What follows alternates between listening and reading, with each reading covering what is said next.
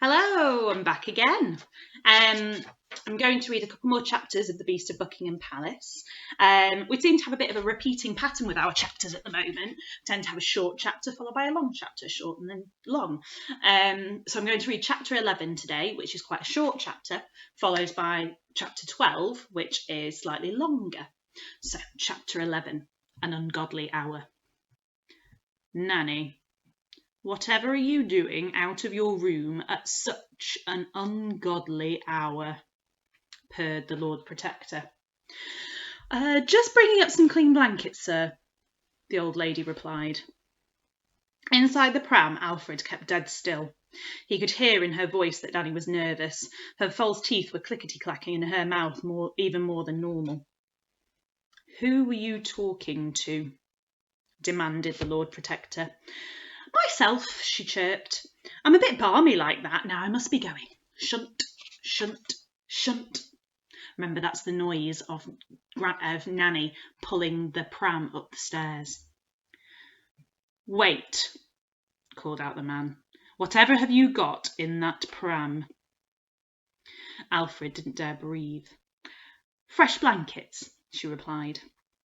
The Lord Protector caught up with her and then leaned down and sniffed. They don't smell fresh, was his verdict. Well, Nanny hesitated for a moment, buying herself some time. They're fresher than the ones I'm changing them for. I find that rather difficult to believe. Oh, yes, Lord Protector, sir. It's the Prince. What's the Prince? He, how can I put this nicely? He wet the bed. Inside the pram, the Prince was seething. At his age? Asked the Lord Protector. Well, it has been a very difficult night for him, what with all this terrible business with the Queen. Yes, I suppose so, mused the Lord Protector. What rotten luck having a traitor for a mother. Alfred wanted to leap out of the pram and biff the man on the nose, but he stayed put. The truth was, he was stuck. I've taken the precaution of putting the palace on total lockdown tonight, continued the Lord Protector. No one is allowed out of bed, not even the King himself. So as soon as you have changed those blankets, I want you to go straight back to your quarters. Do you understand me? Yes, sir. Good. For his own safety, I locked the boy's bedroom door. Here is the key. When you have locked him back in for the night, bring it straight back to me. Yes, sir. Now run along, woman, he ordered. Very good, sir. Alfred listened as the Lord Protector's footsteps echoed down the stairs. That was close, hissed the boy from inside the pram. I know, whispered Nanny.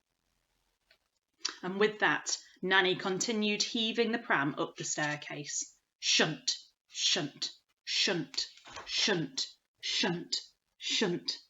He could hear the old lady breathing heavily. Are you all right, Nanny? Asked Alfred, poking his head out from underneath the blankets. Yes, just need to have a bit of a rest. The boy watched as her nose began to wrinkle. Are you okay? It's these rotten blankets. I think I'm going to... tissue! She lifted up her hands to her face and let go of the pram. Nanny! Cried the boy as the pram began bouncing down the staircase. Donk, donk, donk, donk, donk, donk, donk, donk, donk. Chapter 12.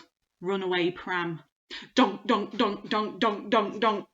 The runaway pram was gathering speed. Donk, donk, donk, donk, donk, donk. No! Cried Nanny from way up the staircase. Yes! Cried Alfred from inside the pram, not sure what else to say. Nanny began running down the staircase after him, but the pram was going much too fast. Donk, donk, donk, donk, donk, donk, donk. Alfred looked up from under the blanket. 2 royal guards on patrol were at the bottom of the stairs.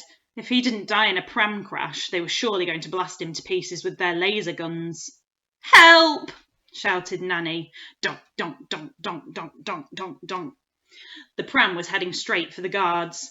No, thought Alfred. He closed his eyes, ready for the worst. Donk, donk, donk, donk, donk, donk, donk. Then stop. The pram came to a halt.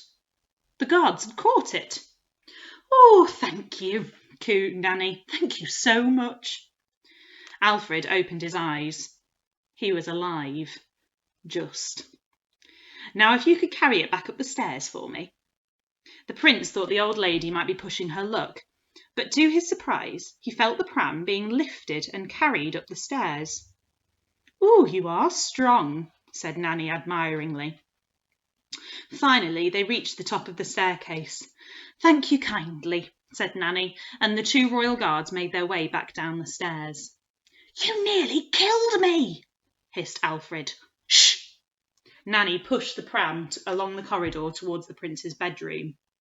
With the key the Lord Protector had given her, she unlocked the door and wheeled the pram inside.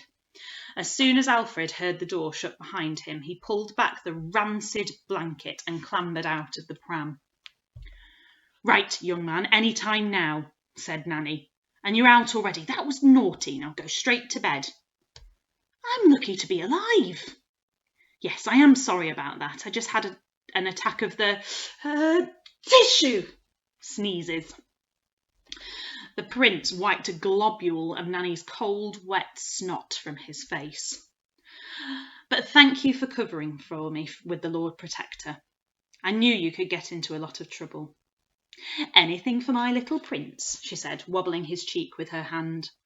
Wibble wobble, wibble wobble.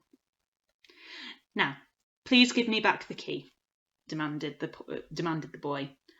"I beg your pardon," spluttered Nanny. "The key the Lord Protector gave you. Then I can get out of my room later tonight to do some more detective work." "You will do no such thing, your Royal Highness." "I command that you give it to me." Nanny was having none of it. "And I command that you go right to bed, right now." Reluctantly, Alfred got into his four-poster bed. He sniffed himself. "Oh, phew! He exclaimed. After hiding underneath those filthy old blankets, he did not smell good. "I'm very whiffy." "Then stop sniffing yourself," ordered Nanny, "and go to sleep." With her fingertips, she tenderly stroked his hair. "Good night, little one. I love you." "I love you too, Nanny. Sleep tight."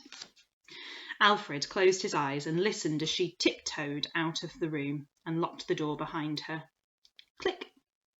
Sleep? The last thing Alfred wanted to do right now was sleep. His brain was bubbling with a billion thoughts. But he was exhausted. This sickly child had never been out of his bed for this long, and the events of the last few hours had him feeling spent.